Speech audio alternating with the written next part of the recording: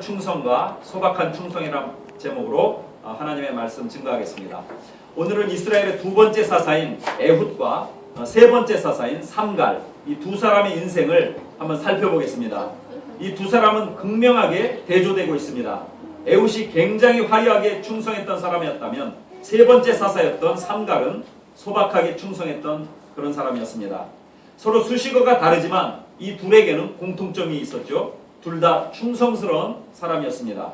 우리도 화려하게 또는 소박하게 충성할 수 있습니다. 각자 처지에 맞게 하나님께 충성하면 되는 것이죠. 이스라엘의 첫 번째 사사는 갈렙의 아우 그나스의 아들인 온니엘이었습니다. 두 번째 사사가 에훗이죠. 그의 특징을 하나 들라면 왼손잡이였다는 것입니다. 왼손잡이. 성경도 그를 왼손잡이 사사라고 부르는데 아마도 성경에 나오는 유일한 왼손잡이였던 것 같습니다. 재미있는 점은 사사기 3장까지 3명의 사사를 비교하는데 온니엘은 큰 업적을 이루었음에도 불구하고 그에 관한 기사가 그렇게 많지 않다는 것입니다. 더욱이 3대 사사 삼갈에 관한 기사는 딱 31절, 그 한 절밖에 나오지 않죠.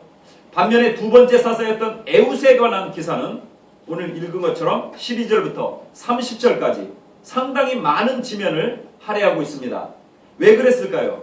여러분 궁금하지 않습니까? 그 이유는 이스라엘 백성들이 이 사사 에훗에서 받는 강한 인상 때문입니다. 우리나라로 말하자면 에훗은 이스라엘의 안중근 의사라고 말할 수 있습니다. 안중근 의사라면 많은 것이 기억되지 않습니까? 그에게는 거룩한 테러리스트라는 그런 별칭을 붙여도 될 것 같습니다. 그런데 바로 에훗이 우리의 안중근 의사나 비슷한 사람이었습니다. 그는 식민지 상황에서 압박당하고 있을 때 압제자인 이 모압 왕을 죽였습니다. 모압 왕은 어떤 사람이었습니까? 그의 이름은 에글론이었는데 성경은 에글론이 굉장히 강해졌다고 말하며 또 그 이유를 상세히 보도하고 있습니다. 그 본문 12절에 뭐라고 나옵니까? 이스라엘 자손이 또 여호와의 목전에 악을 행하니라. 이스라엘 자손이 여호와의 목전에 악을 행함으로 여호와께서 모압 왕 에글론을 강성하게 하사 그들을 대적하게 하시매. 모압 왕 에글론이 강해진 이유는 이스라엘 백성들이 하나님을 만홀히 여기고 악을 행했기 때문입니다. 주위의 대적들이 강해지는 것은 다 뜻이 있습니다.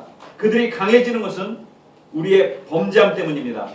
따라서 그 대적을 제거하려고 노력하는 것은 주소를 잘못 찾은 것입니다.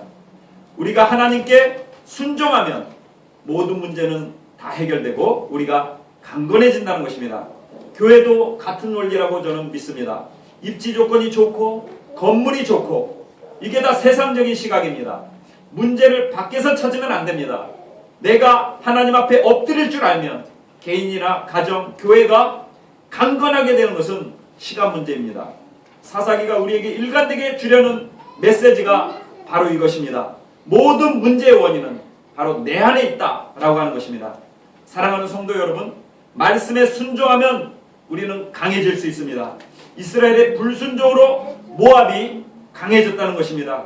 강해진 모압이 이스라엘을 압제했습니다.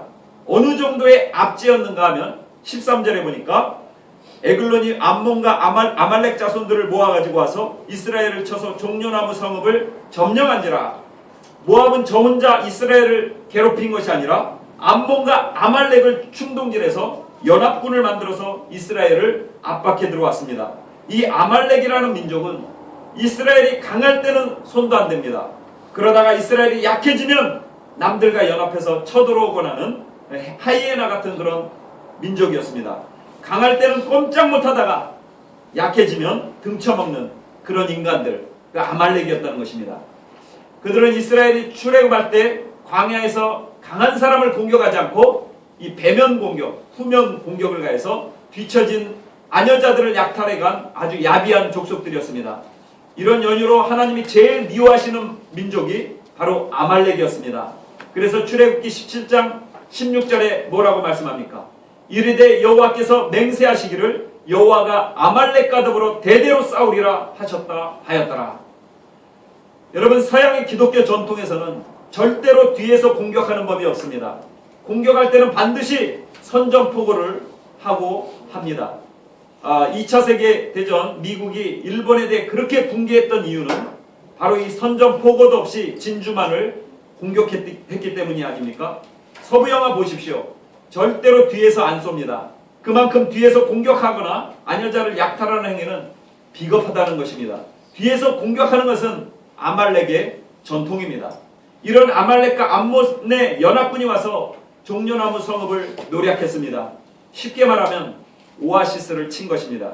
오아시스는 당시에 경제 요충지 아닙니까? 경제력이 집중되는 것을 공략한 것입니다. 그래서 이스라엘은 경제적인 터전을 다 빼앗겨버렸습니다. 이제 먹고 살 일이 막막해졌습니다. 이렇게 모든 사람이 다 눌려있을 때 단 한 사람 에훗이 거사를 일으키죠. 그는 한 규빗, 즉 45cm 정도 되는 칼을 몸에 숨기고 모압 왕을 찾아가서 충성을 다짐하는 척하다가 그를 찔러 죽였습니다. 성경이 이 장면을 어떻게 묘사하고 있습니까? 본문 16절, 17절이죠. 에훗이 길이가 한 규빗 되는 좌우의 날성칼을 만들어 그의 오른쪽 허벅지 옷 속에 차고 곡물을 모압 왕 에글론에게 바쳤는데 에글론은 매우 비둔한 자였더라. 모압 왕은 아주 뚱뚱해서 잘 움직이지 못할 정도였던 것 같습니다. 그래서 에훗은 은밀히 다락방에 들어가서 아첨하는 척하다가 그를 찔러 죽였습니다. 얼마나 깊이 찔렀는지 22절에 보니까 뭐라고 나옵니까?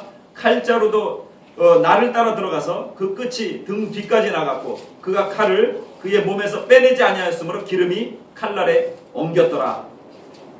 그렇게 기록할 정도였죠.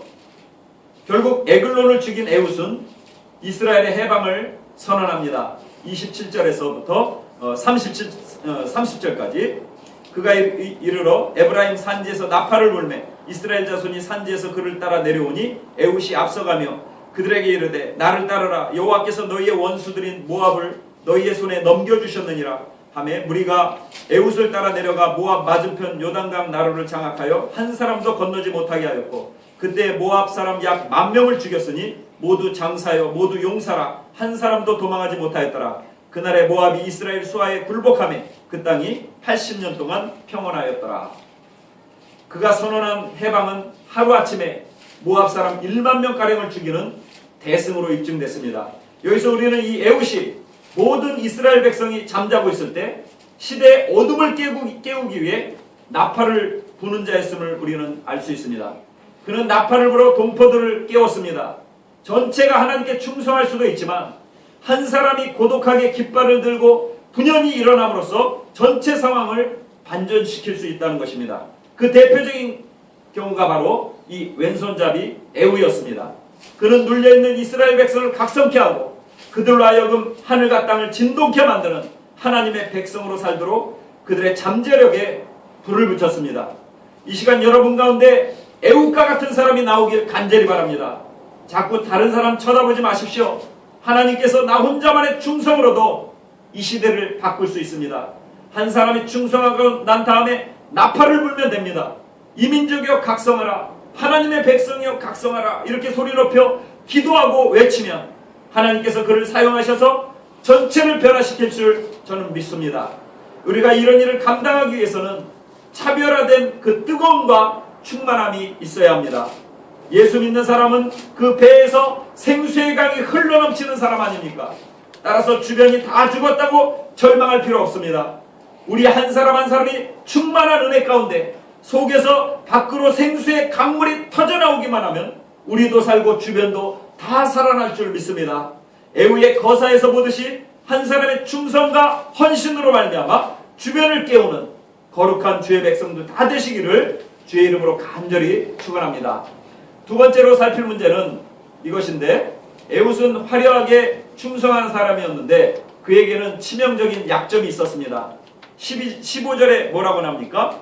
이스라엘 자손이 여호와께 부르짖음에 여호와께서 그들을 위하여 한 구원자를 세우셨으니 그는 곧 베냐민 사람 게라의 아들 왼손잡이 에훗이라.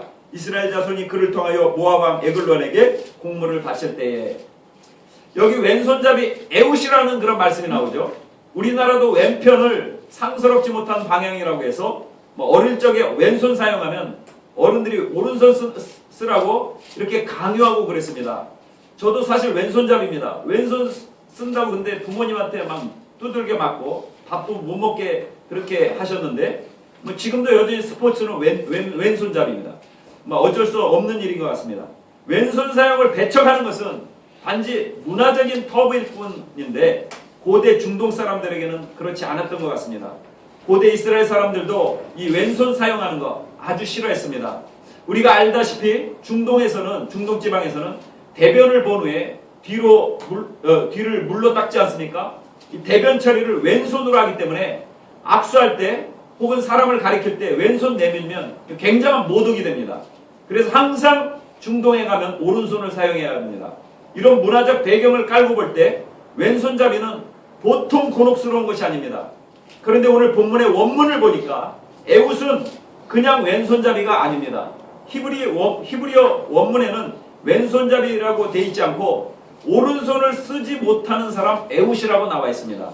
다시 말해서 오른손을 못 쓰는 사람 불구자 아닙니까? 장애인이라는 뜻입니다. 왼손잡이 에훗은 오른손을 못 쓰는 장애인이었습니다. 예를 들어서 어떤 사람이 외눈이라고 하십시오. 외눈입니까? 왜 외눈입니까? 한쪽 눈으로만 보는 사람을 말합니까? 아닙니다. 한쪽 눈에 장애가 있어서 한쪽 눈을 전혀 보지 못하는 사람을 우리는 외눈박이라고 하죠. 두 눈이 멀쩡한데 한쪽 눈으로만 윙크하면서 쳐다보는 사람이 어디 있습니까? 마찬가지로 에훗이 두 손 다 멀쩡한데 왼손을 사용했다고 이해하기보다는 앞뒤 문맥을 볼 때 그가 핸디캡을 가지고 있었다. 그러니까 장애인이었다라고 하는 것입니다. 그는 핸디캡이 있는 사람이었습니다. 핸디캡이 있었지만 하나님을 의지했다는 것입니다. 어떤 성경학자는 그래서 이렇게 말하고 있는데 에훗은 오른손을 못 쓰는 단점 때문에 하나님을 의지했고 하나님은 그의 오른손이 되어주셨다. 아주 멋진 표현 아닙니까? 에훗은 오른손을 못 쓰는 장애인이었습니다. 그래서 하나님만 의지했습니다. 그의 약점 때문에 하나님을 바라봤고 그의 못 쓰는 오른팔 대신에 하나님이 그의 오른팔이 되어주셨다라고 하는 것입니다. 오른팔, 이 오른손이라고 하면 권능의 상징입니다. 그런데 에훗은 그 오른손을 못 씁니다. 오른손을 못 쓴다는 사실 때문에 에훗은 하나님을 더욱 의지했습니다. 그 부족함 때문에 오히려 하나님의 은혜를 의지하고 그럼으로써 더욱 강한 자가 될 수 있었다는 것입니다. 여러분의 오른손, 우리의 핸디캡은 무엇입니까? 남들이 가지고 있는데 나만 가지고 있지 못한 것, 여러분 무엇입니까? 낙심하지 마십시오. 못 쓰는 오른손 때문에 하나님 앞으로 나아가면 주님은 오히려 더 큰 은혜가 되어주실 줄 믿습니다. 주변을 보십시오. 돈 많고 잘 나가서 예수 못 믿는 사람들 얼마나 많습니까? 맨날 놀러 다니고, 그러나 우리는 돈 없고 잘 안 나가니까 이렇게 예배 자리에 있는 거 아닙니까? 그래서 하나님께서 은혜를 주십니다. 우리의 오른손은 누굽니까? 바로 하나님이십니다. 어떤 사람은 부자로 태어나서 하나님을 제대로 의지하지 않습니다. 그러나 어떤 사람은 가난하기 때문에 주님이 나의 오른손입니다 라고 고백합니다. 누가 더 행복합니까? 말할 필요도 없죠. 그러므로 주어진 환경과 조건이 아니라 하나님을 기대하고 바라는 그런 마음, 그것이 더 중요하다는 것입니다. 여러분, 바울을 한번 생각해 보십시오. 바울에게는 육체에 가시가 있었습니다. 이 가시 때문에 더 충성하지 못합니다. 이 가시가 연약함으로 자신을 억누릅니다. 그래서 주님 고쳐주십시오 3번이나 기도했답니다. 이거는 목숨 건 금식 기도일 수 있습니다. 그러자 하나님이 뭐라고 말씀하십니까? 내 은혜가 내게 족하도다. 바울이 이 점을 깨닫고 난 다음에 어떤 고백을 드립니까? 내가 약한 그때에 강하다, 이렇게 고백하고 있습니다. 나의 오른손 핸디캡 때문에 하나님께서 나의 오른손이 되어주셨다. 똑같은 고백 아닙니까? 우리는 모두 약함을 지닌 존재, 핸디캡을 가지고 있는 사람들입니다. 약할 수밖에 없습니다. 그러나 우리 하나님을 믿는 백성이 약함에 머무르지 않는 이유가 어디에 있습니까? 하나님이 우리의 오른손이 되어주시기 때문입니다. 사랑하는 성도 여러분, 여러분에게는 어떤 핸디캡이 있습니까? 그 핸디캡을 놓고 하나님께 기도하십시오. 나의 핸디캡이 오히려 하나님의 강함이 되기를 원합니다. 내 힘이 되기를 원합니다. 내 권능이 되기를 원합니다. 이렇게 매달리는 주의 정결한 백성 되길 간절히 바랍니다. 이것이 바로 기독교의 능력입니다. 우리의 약함에 머무르지 않고 약함을 강함으로 변화시키는 신앙의 약증과 비약, 우리에게는 삶의 묘미가 있다는 것입니다. 이것을 무한대로 사용할 수 있는 지혜로운 하나님 백성 되길 간절히 바랍니다. 이제 삼갈로 눈을 돌려보겠습니다. 삼갈에 관한 기록은 31절 단 한 절밖에 없습니다. 31절에 뭐라고 나옵니까? 에훗 후에는 아나세 아들 삼갈이 있어 소모는 막대기로 블레셋 사람 600명을 죽였고 그도 이스라엘을 구원하였더라. 어떤 사사는 수십 절씩 걸쳐서 기록되고 누구는 딱 한 절밖에 기록되어 있지 않습니다. 이렇게 불공평한 경우가 어디 있습니까? 그러면 이렇게 차등이 있는 이유가 여러분 무엇이라고 생각합니까? 삼갈은 아마도 이스라엘 백성 가운데 잊혀진 인물이었던 것 같습니다. 누군지 모를 정도로 아주 소박하게 충성했던 그런 사람이 삼갈이었습니다. 이거는 이상한 일이 아닙니다. 요즘도 우리 주변에는 소박하게 충성하는 사람이 더 많습니다. 삼갈이 주는 메시지는 바로 두 가지로 요약됩니다. 첫 번째, 하나님께서는 작은 일에 충성하는 사람도 똑같이 인정해 주신다는 것입니다. 하나님은 작은 일에 충성하는 그 마음을 귀중히 여기십니다. 삼갈 같은 사람들은 세인의 기억 속에 그렇게 오래 머무르지는 않습니다. 워낙 소박하기 때문에 그의 공적도 잊혀져 버립니다. 미미하죠, 공적이. 그의 공적은 블레셋 사람 600명 정도 죽인 것에 불과합니다. 에훗과 비교해 보십시오. 에훗은 포를 단신으로 적진에 들어가 모압왕을 칼로 찔러 죽이고 나팔을 불어 이스라엘을 다 모아서 자그마치 10,000명을 죽였습니다. 반면에 3대 사사인 이 삼갈은 그저 혼자 블레셋 사람 600명 정도 죽였습니다. 그것도 대단하지만 앞에 사사들에 비해서는 별거 아닙니다. 그래서 사람들에게 금방 잊혀진 그런 사사가 되었다는 것입니다. 하지만 하나님은 그를 기억하고 이렇게 성경 말씀에 기록할 정도로 인정하십니다. 31절에 그도 이스라엘을 구원하였더라. 하나님께서는 큰 용사 에훗뿐만 아니라 소박하게 충성한 이 삼갈도 칭찬해 주십니다. 에이브람 링컨은 이렇게 말했습니다. 하나님은 평범한 사람들을 제일 사랑하신다. 왜냐하면 평범한 사람을 제일 많이 만드셨기 때문이다. 사실 영웅이나 스타는 몇 명 안 됩니다. 물론 그들이 모델은 될 수 있지만 우리가 다 그렇게 살 수는 없습니다. 따라서 소박하게 충성하는 사람 더 소중합니다. 이름 없이 봉사하는 성도, 정말 여러가지 예배를 위해 갖가지 봉사들, 이것들이 다 주님 보시기에 귀한 사람들이요 바로 삼갈들입니다. 그리고 평범한 도구라도 하나님 손에 붙들리기만 하면 위대한 능력의 도구가 된다는 것, 이 삼갈로부터 얻는 두 번째 교훈이라고 저는 믿습니다. 여러분, 삼갈은 무엇으로 블레셋 사람 600명을 때려잡았습니까? 소몰이 막대기였습니다. 소몰은 막대기는 전략 무기입니까? 신무기입니까? 숨겨진 비밀 무기입니까? 아닙니다. 평범한 농사 도구입니다. 누구나 아무나 다 가지고 있는 것입니다. 우리 집에는 없는데요. 아무 막대기나 잘라 들고 오면 소몰은 막대기 됩니다. 그런데 하나님께서는 이러한 평범한 막대기를 위대한 도구로 사용해 주십니다. 하나님은 참 재밌는 분 아닙니까? 유머러스한 분입니다. 인간을 무엇으로 만드셨습니까? 그 흔하고 흔한 흙으로 만드셨습니다. 천지에 널려있는 흙으로 최고의 걸작품인 인간을 만드셨다는 것입니다. 참 재밌습니다. 또 홍해는 어떻습니까? 홍해. 목자들이 가지고 다니는 그 단순한 지팡이가 닿자 두 군데로 딱 갈라졌습니다. 그리고 골리앗은 레이저 빔에 맞아서 쓰러졌습니까? 새롭게 개발된 신종 무기였습니까? 아닙니다. 길거리에 굴러다니는 돌멩이였습니다. 또 삼손이 블레셋 사람 1000명을 죽인 무기는 길거리에 나뒹구는 나귀 턱뼈입니다. 우리식으로 말하면 개뼈다귀에 하찮은 것으로 엄청난 것을 이루었다는 것입니다. 예수님이 5,000명을 먹이신 것은 바로 어린아이가 가지고 온 아주 보잘것없는 도시락 아닙니까? 보리떡 5덩이와 물고기 2마리를 사용하신 결과였습니다. 참으로 감격스럽지 않습니까? 하나님께서는 평범한 것들을 사용하셔서 비범하게 사용하신다는 것, 여러분 기억하십시오. 물론 인재들이 모여서 세상을 뒤집어 엎기도 합니다. 모세나 바울처럼 이 배운 사람들, 당대 지성인을 사용하실 수 있습니다. 그러나 이런 사람들은 소수였다는 것 잊지 마십시오. 여러분, 예수님의 제자들 한번 생각해 보십시오. 어부나 세관원, 하층 민중들, 창기와 죄인들이 주종을 이뤘습니다. 이런 사람들을 모으셔서 은혜 주시고 기름 부어 주시니까 평범은커녕 이 평범 이하인 그런 사람들이 아주 비범하게 쓰임받았다는 것입니다.